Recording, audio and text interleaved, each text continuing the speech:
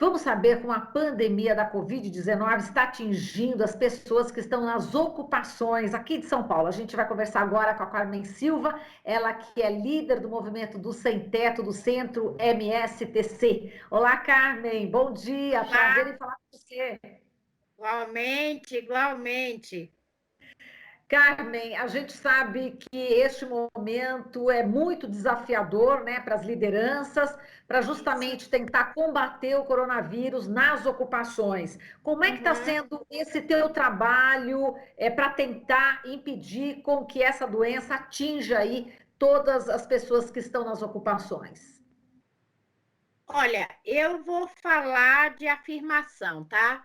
Quando a Tá. gente ocupa um prédio vazio, ele está abandonado há anos, cheio de lixo, cheio de infectos, inclusive a gente fala na pandemia do Covid, mas a gente tem que pensar também que os prédios abandonados no centro de São Paulo são os maiores focos de dengue, né? Que tem suas caixas d'água abandonadas. É, São os maiores infectos transmissor de pragas na cidade, no urbano. A gente hoje vê muitas baratas, vê muitos escorpiões, e a gente sempre fez um trabalho preventivo, que foi um trabalho de limpeza, né? A primeira coisa que a gente sempre faz. E no afirmativo, tudo que a gente afirmava que era necessário uma família é, ter moradia, uma questão não passa só pela questão do direito, mas também da saúde pública. Porque agora com o Covid, todo mundo, todas as autoridades, todos os dirigentes, a primeira recomendação foi fique em casa, né? E quantos sem-tetos que estão na rua e quantos que estão nas ocupações, e se não fossem as ocupações, né? A primeira providência que a gente sempre fez foi, de fato, estar dentro das resoluções, procurar andar sempre dentro da ordem do Estado. E uma da ordem do Estado, nós sempre tivemos uma grande parceria com a saúde, né? Então, nós sempre tivemos nossa vacinação em dia. E a primeira recomendação, quando dia 17 de março tem a primeira morte do Covid, nossa recomendação foi paralisar todas as atividades que aglomerações, inclusive assembleias, reuniões e atividades culturais dentro das nossas visitações. Limitamos, pedimos que as pessoas ponderassem as suas visitas, né?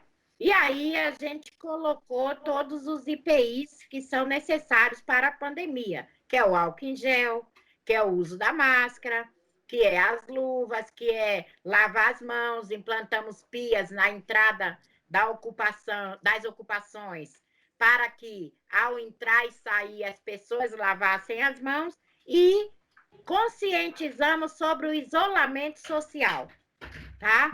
Pensando em tudo isso, nós também pensamos que as nossas famílias são a linha de frente, né, dos trabalhadores que aí estão no dia a dia. Então, a gente pensou, o primeiro impacto foi criar o Comitê de Combate à Fome, justamente porque a gente sabia que as pessoas iam ficar sem trabalho e a primeira coisa que iria acontecer era a fome. Então, nós entramos aí nesse comitê, junto com a Casa Verbo, com a criação da Casa Verbo, e o que ocorre é que também nós tivemos um grande suporte de uma plataforma Covid-19, que pela Fundação Itaú Social, e a gente, em todas as nossas ocupações, e até as famílias que não estão nas ocupações, a gente aí fez a distribuição de cestas básicas, né? Kit de higiene.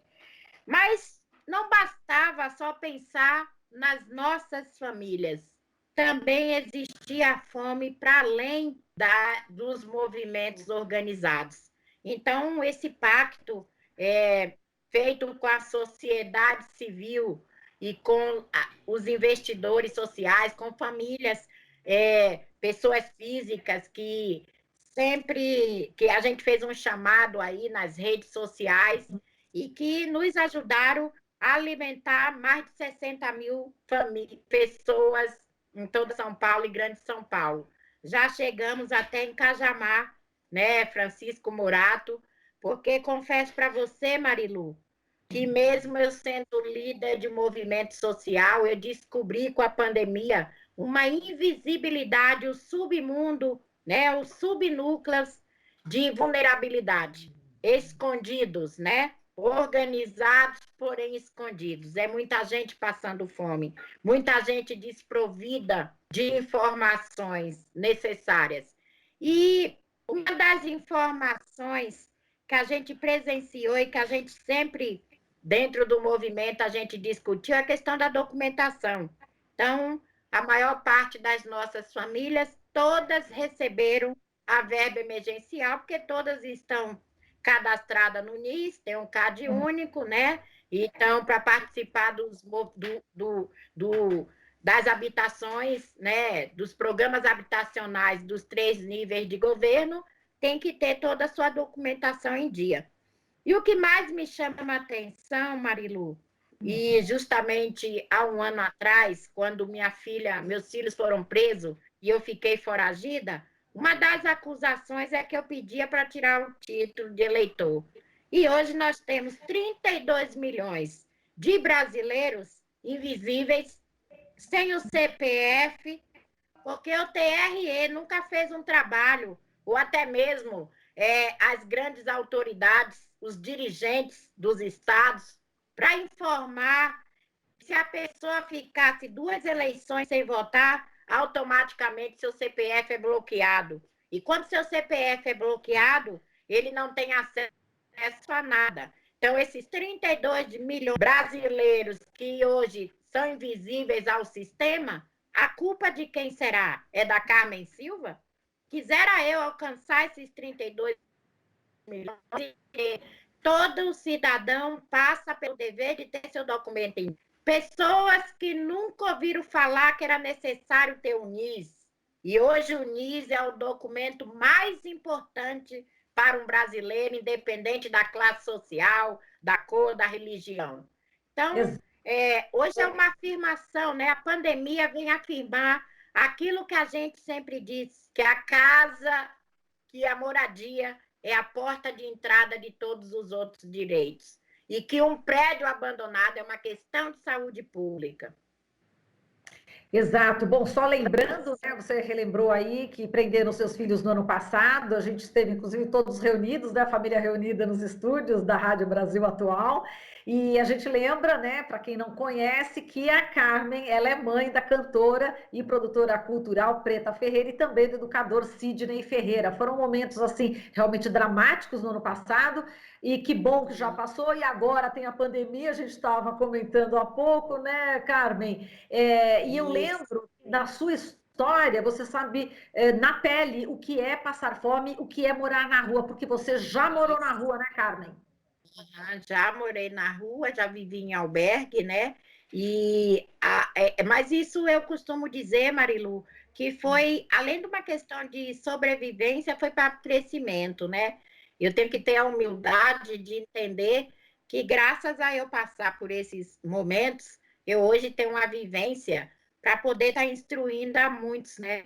É, viver na pele o que as pessoas que estão na rua vivem, muitos é porque têm suas escolhas, muitos é porque por falta de oportunidade, mas a gente tem que entender que esses também são invisíveis, que antes eles tinham, né, as multidões das ruas, né? Com a pandemia também, o isolamento faz com que essas pessoas que estão na rua, eles transitem para lá e para cá, né?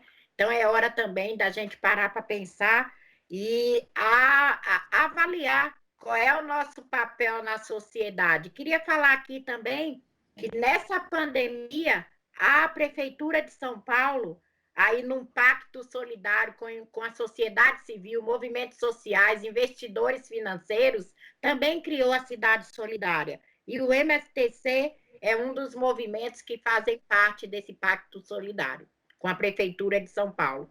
O MSTC sempre esteve junto ao poder público em todas as ações, seja dentro dos conselhos de habitação, discutindo resoluções de moradia, seja também pensar na cidade como um todo, né? Porque a luta por direito ela é macro, ela não pode ser destinada a um certo grupo, a minorias. Exato, Carmen, a gente sabe que através do MSTC, praticamente 3.000 famílias já foram assentadas. Você estava me contando que existem Isso. aí ocupações com mais 2 famílias, ou seja, ainda tem muito trabalho pela frente. E eu queria que você falasse como você sente as pessoas que estão passando por essas necessidades nesse período, né, da pandemia, se elas têm a exata noção do cenário político atual, ou se elas não fazem a ligação com a política, com o que está acontecendo, Carmen, com esse governo fascista.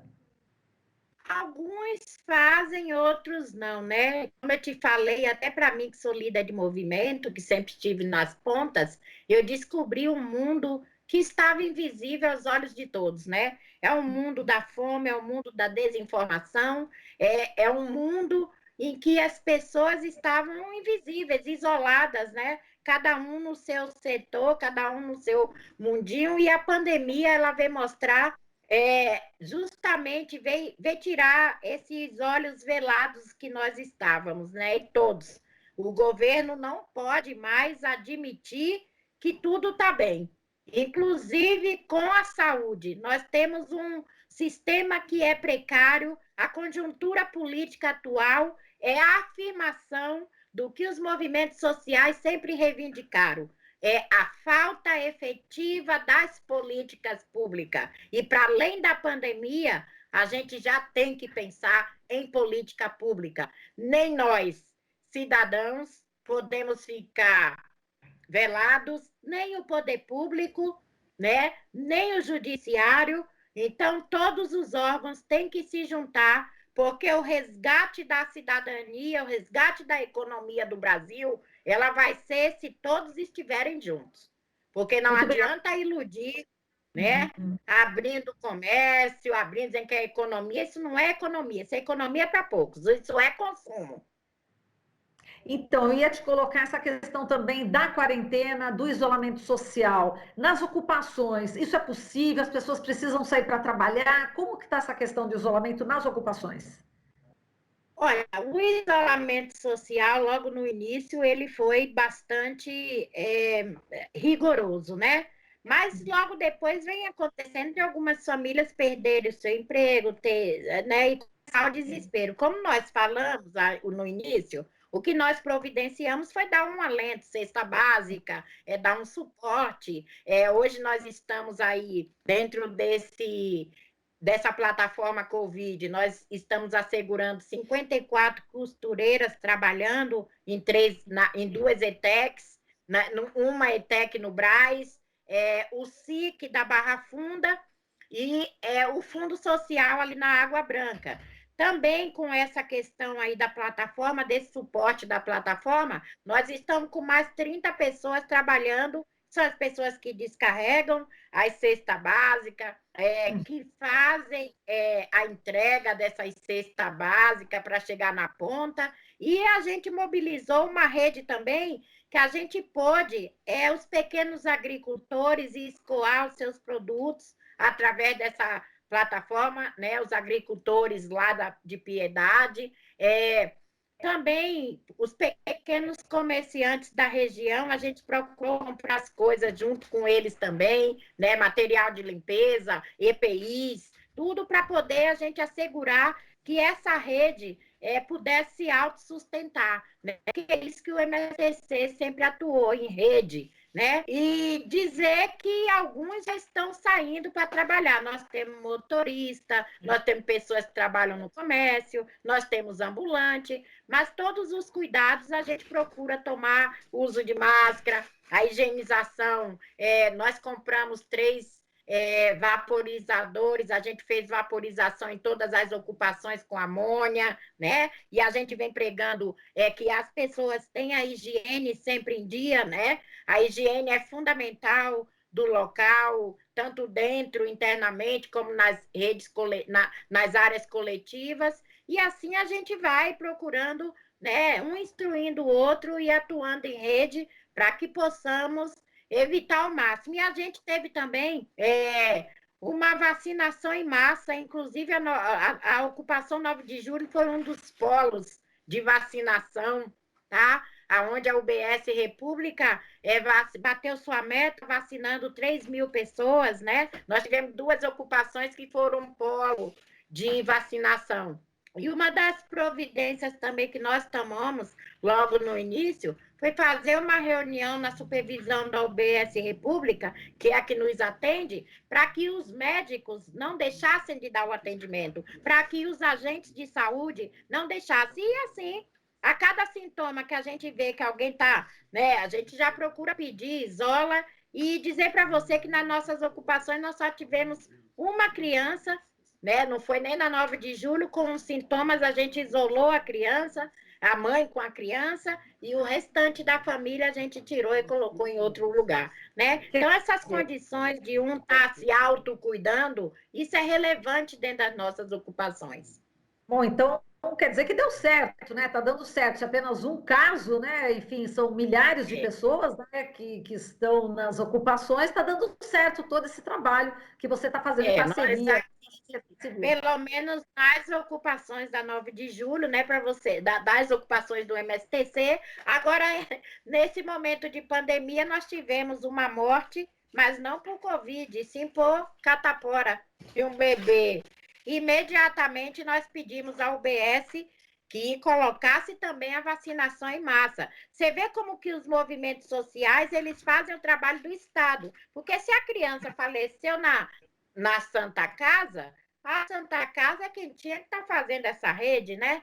Claro, exatamente. Está ocupando cada vez mais, né, os movimentos populares, ocupando o lugar do Estado, né? O que o Estado deixou aí como lacuna, né? Eu não quero ser desse jeito, dizer que nós estamos ocupando o lugar do Estado. Eu quero que o Estado compreenda que nós não estamos à parte dele, nem estamos criando outro Estado. Quero que ele compreenda que nós somos parte do Estado e que nós podemos trabalhar nessa congruência. Ao invés de criarmos barreiras, agora está mais do que entendido que os movimentos sociais são intermediários entre o poder público e as várias pontas invisíveis que o poder público nunca viu. Exatamente. Bom, Carmen, eu quero te agradecer aqui essa entrevista e contar para as pessoas que não te conhecem que você também participou aí de um filme, né? Era o Hotel Cambridge, né? Da Eliane Café, e você ganhou prêmios com isso, não é? Ah, Com essa ganhei interpretação. prêmios, participei de outros filmes também, fiz uma ponta em Marighella, participei de filmes com Matias Mariani, com Tata Amaral, né? E tenho DRT, tá, gente? Além disso, dou aula também em faculdades, tá? Inclusive, dou aula na Escola da Cidade, no INSPER, né? E assim, aonde vão se abrindo as portas, a gente tem que agarrar as oportunidades e dizer que sou uma urbanista natural, né? Porque a cidade, para mim, ela tem que ter memória e para se ter narrativa, nós temos que conservar toda a nossa memória. Muito bem. Você interpretou a si própria, né? Nesse Hotel Isso, Cambridge, foi né? uma das missões, né?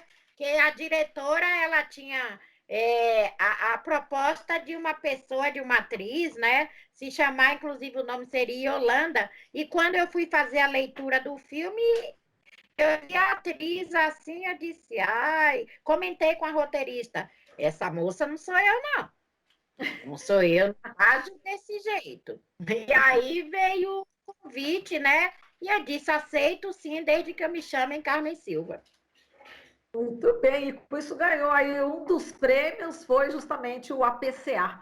Então é com muito orgulho que a Ganhei gente divulga para melhor quem ainda não atriz, de ganhei melhor. melhor atriz no Cine de Fronteira, ganhei vários festivais, né? Várias premiações em vários festivais, inclusive São Sebastião, né? Que é um dos festivais, um dos terceiros festivais mais importantes do mundo. Só perde, acho que, para Cannes, né? Mas é assim, isso é a vida, né? A vida é feita de oportunidades. E as oportunidades que são boas, é isso que é o meu ensinamento, nós temos que nos agarrar. E dizer que a gente tem que entender que nós não podemos viver num estado letágio achando que o Estado ele é responsável pelo assistencialismo, um Estado, um direito de me dar. Nós temos como cidadão o direito e o dever de participar efetivamente da vida do Estado e das elaborações das políticas públicas. Muito bem, Carmen. Só para a gente terminar, qual o seu posicionamento em relação ao governo Bolsonaro? Olha, o meu posicionamento do governo Bolsonaro é o seguinte: Bolsonaro fez campanha dizendo exatamente o que ele era.